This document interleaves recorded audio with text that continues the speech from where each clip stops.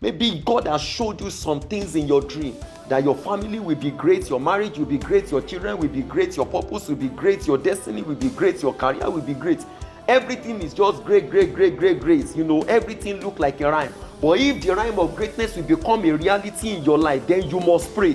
Why? Because you see, when God prophesied over your life, the version of you that he prophesied over may be a version 10.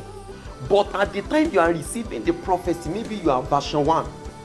Now, God has said it, but that prophecy will only come to pass when you transform to become version 10. And we saw one of the way to become transformed today. The scripture says, as he prayed, the version of his countenance was altered. He was transfigured. And his clothes became glistening, as in it was whiter than snow. Why? Because he prayed. Daniel prayed. Forget an expected end if you are not a praying person. Expected end only comes to manifestation on the wings of your intercession. Expected end comes to a reality when you pray. As long as there is God who will listen, then there must be you who must keep praying.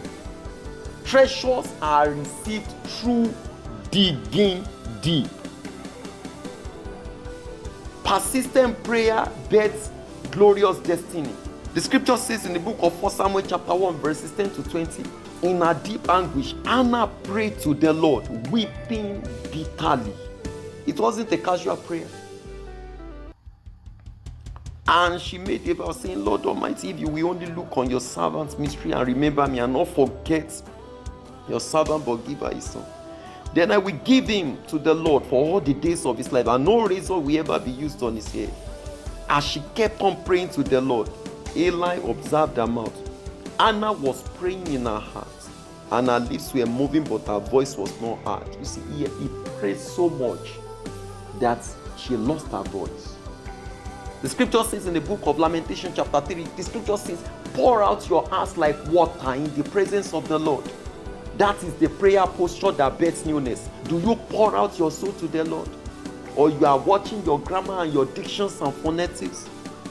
Then the prayer has not really hooked you. You see, when prayer hook you, you forget phonetics and grammar. When prayer hooks you, you want newness.